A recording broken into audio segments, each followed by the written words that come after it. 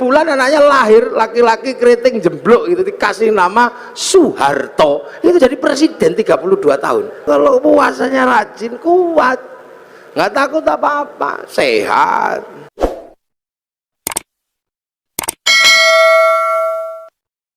Orang Indonesia ini hobi kalau yang namanya puasa, makanya variasi puasa terbanyak itu di sini.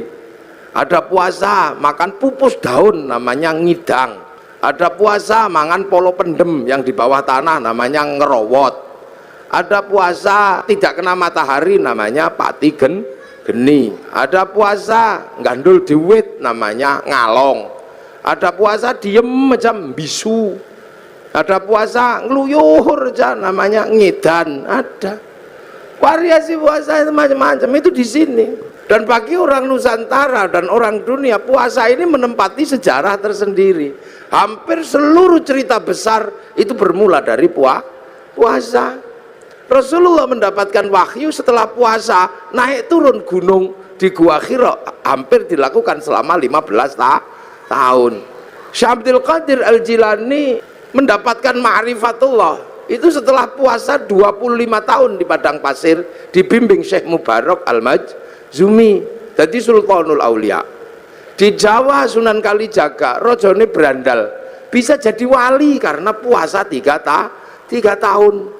Sunan Geseng itu tadinya cuma tukang ngambil kelapa itu, tapi kuat puasa 3 tahun, baca Ya Hayyu Ya Qayyum, itu bisa lari di atas air dan bisa meneruskan perjuangan Sunan Kalijaga. Padahal dia keliru, yo kayuku yo kayumu. Saridin disuruh puasa sama Sunan Kudus, kalau kamu mau jadi penerusku yang hebat, puasa 3 tahun di atas pohon kelapa, baca Allahu Akbar, dilakukan 3 tahun, jadi pengganti para wali namanya Syekh Jangkung. Akhirnya Saridin, wong Pati pasti kenal itu, dan itu pun keliru, mestinya Allahu Akbar, keliru, lowo bubar, lowo bubar. Jadi sejarah besarnya puasa, jangan sembrono.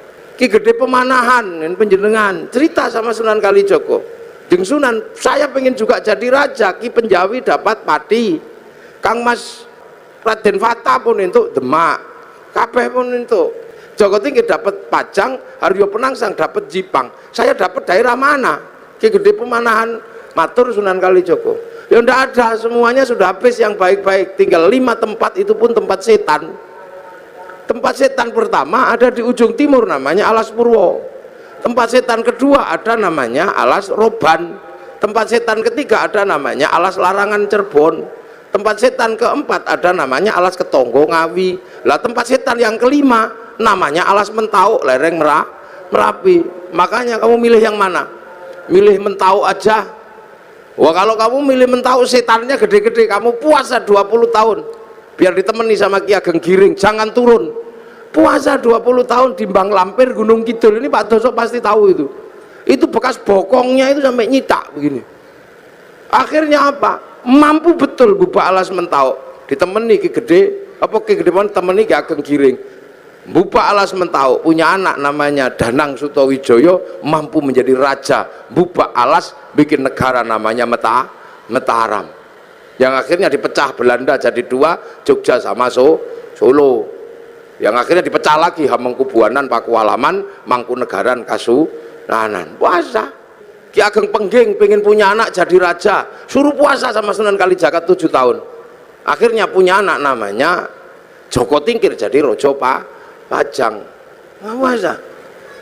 Calon Raja Mataram itu ada yang nggak mau jadi raja karena takut kalau jadi raja tidak alim, maka dia keluar dari kerajaan namanya Raden Bagus Harun, menempuh perjalanan spiritual, puasa 7 tahun di daerah Ponorogo, Kampung Pagotan, di samping sumur, yang sumurnya itu akhirnya ditirakati selama 7 tahun. Tahun ke-7 sumurnya itu naik airnya 7 meter, tanggal 27 Ramadan, aku dapat Lailatul Qadar, maka sumurnya dikatakan dengan nama sumur Sewu Wulan. Karena sumur Sewu Wulan, maka kampungnya sekarang disebut Kampung Sewulan, di belakang pabrik gula Pagotan itu. Nah, Raden Bagus Harun akhirnya punya anak perempuan galaknya luar biasa, dikenal dengan nama Nyi Ageng Alap-alap. Kalau ngamuk naik di atas pohon. Dinikah Raden Santri, punya anak namanya Mbah Maktum. Nikah punya anak Mbah Maklum, nikah punya anak Mbah Tafsir Anom, nikah punya anak Mbah Qolibi, nikah punya anak Mbah Ilyas. Mbah Ilyas menjadi kandepak pertama di Surabaya. Punya anak perempuan galak namanya Nafikoh, dinikah sama Kiai Hasyim Asy'ari. Punya anak Kiai Wahid Hasyim, nikah sama Nyai Solikah binti Bisri Sansuri Jombang. Punya anak Abdurrahman Wahid. Bener-bener terjadi seorang ulama jadi presiden walaupun 2 tahun luwung. Lu makanya kayak Lirboyo itu, pondok besar Lirboyo itu, ketika Kiai Mbah Manap mau mendirikan Lirboyo, wong itu pusatnya berandal, suruh puasa, ngerowot, jangan makan yang di atas tanah, makan umbi-umbian. Dijalankan selama 56 tahun. Makan uwi, tahu uwi? Ngerti gak uwi? Uwi umbi-umbian gede itu. 56 tahun makan uwi, sampai akhirnya uwinya hilang, dicuri genderuwo. Nah, akhirnya diganti gadung sama Mbah Manap, akhirnya gadungnya dicuri genderuwo. Akhirnya karena makan genderuwo, genderuwonya makan gadung, akhirnya jam 12 malam genderuwonya mendem. Angin ribut terjadi di Lirboyo, pondoknya ambruk karena ada genderuwo makan gadung. Akhirnya sama Mbah Manap dikasih minum minyak jarak, terus sembuh. Kasih tugas nimba untuk air mandinya santri, pakai singgot pring panjang, itu nyinggot namanya. Nah, maka di Lirboyo dulu zaman mondok, zaman kalau tahu itu kriat kriut itu genderuwo nimbo. Nah, tapi sekarang genderuwonya pensiun karena Lirboyo sudah punya sanyu. Makanya di Jogja ada orang menempuh jalan puasa, namanya Sukira. Ini Pak Doso tahu. Sukira ini perempuan biasa, tapi punya cita-cita pengen punya anak jadi raja. Padahal bukan tetangganya raja, istri raja juga bukan, maka tetangganya olok-olok, paling anakmu nanti jadi presiden, jadi raja di ketoprak. Tapi Bu Sukira nekat puasa 9 bulan sambil ya Allah, pengen punya jadi raja ya Allah. Itu 9 bulan anaknya lahir, laki-laki keriting jemblok itu, dikasih nama Soeharto, itu jadi presiden 32 tahun. Nah, itu makanya dulu jalan puasa ini banyak ditempuh oleh nenek moyang kita. Pengen istri cantik kok ditolak, orang dulu puasa. Masuk masjid kalau santri baca ya Rahman ya Rahim, 7 hari 7 malam, I love you. Lah ya, kalau nggak mau ya Rahmanu ya Rahim, ya cari pohon besar, bawa beringin di kantor Pelindo itu, baca sunah mata kaji hajiku jaran goyang, ya I love you sama saja, yang penting puasa. Lu puasa ini menghasilkan energi yang luar biasa. Ini yang kadang manusia akhir nggak ngerti. Makanya ayam aja ngerti, kalau pengen neteskan telur puasa 21 hari. Nanti ayam netes. Ulet itu kalau pengen terbang dia puasa, jadi kepompong, ngepompong dulu baru terbang jadi kupu. Ular itu kalau mau melungsungi ya puasa, nanti kulitnya ganti lebih mudah lagi. Makanya kita berdoa semoga puasa kita seperti puasa kupu-kupu, puasanya ulet habis jadi kepompong terbang jadi kupu. Jangan kayak puasanya ular, setelah puasa tetap aja keluar ular, sekali ulo tetap ulo. Ini itu jangan. Dukun-dukun bayi dulu itu bodoh-bodoh, ndak pinter, cuman yok loku atau tapi puasanya kuat ya brul gitu ya keluar. Puasa ini nggak pandang bulu, dibikin baik ya mandi, dibikin jelek ya mandi. Makanya dukun-dukun santet itu kalau puasanya kuat, santetnya ya teksek. Bahkan orang cari nomor juga puasa. Loh, ini puasa ini menempati ranking tersendiri. Makanya orang-orang tua dulu hobi yang namanya puasa itu. Kalau punya hajat atau besar puasa deh, puasa. Hasil saya pernah punya pengalaman orang daftar tentara nggak keterima. Ini angkatan laut. Daftar angkatan laut itu nggak keterima karena tingginya kurang 5 cm. Udah daftar kemana-mana nggak keterima. Akhirnya saya suruh puasa 3 hari. Hari pertama 3 teguk 3 kepal, buka sahurnya. Bacaan apa Gus? Moconen wodowo. Dibaca selama 3 hari wodowo. Begitu waktunya daftar diukur lebih 5 cm. Untung ora iku nih sing dawa kan. Kudune kan dhuwur tapi keliru saya perintahnya. Tapi kan yakin Begitu diukur naik 5 senti. Tasyakuran motong sapi, begitu motong sapi saking senengnya saya ukur, ternyata kurang 5 senti. Lah waktu itu meterannya yang mengkeret atau yang baca yang bingung. Nah sekarang ada di Angkatan Laut Surabaya, maka cari aja kalau ada tentara yang kurang 5 senti ya dia itu.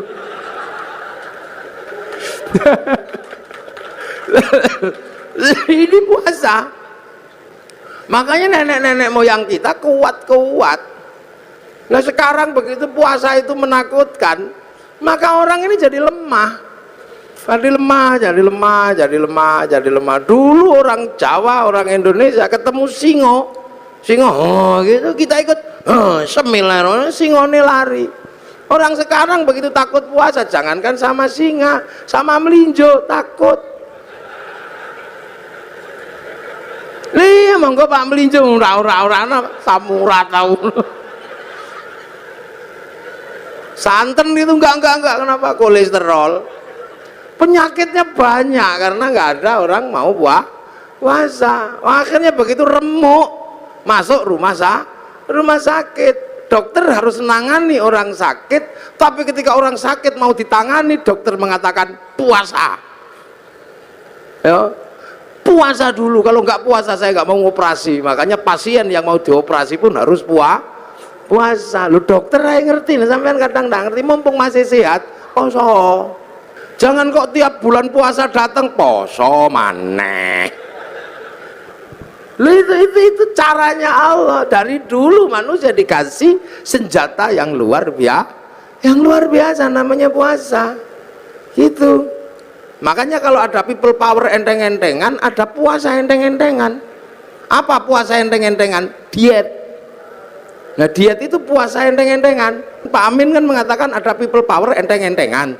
Nah puasa enteng-entengan juga ada, namanya diet. Karena kalau diet kenemenen dead. Nah inilah ya. Jadi ini dari zaman kuno. Makanya orang itu kalau puasanya rajin, kuat, nggak takut apa-apa, sehat. Nah sekarang manusia ini dengan puasa takut. Jadi puasa ini kiri kanan oke. Gaya apik mandi, bikin jelek ya mandi. Cuman puasa kita ini berbeda.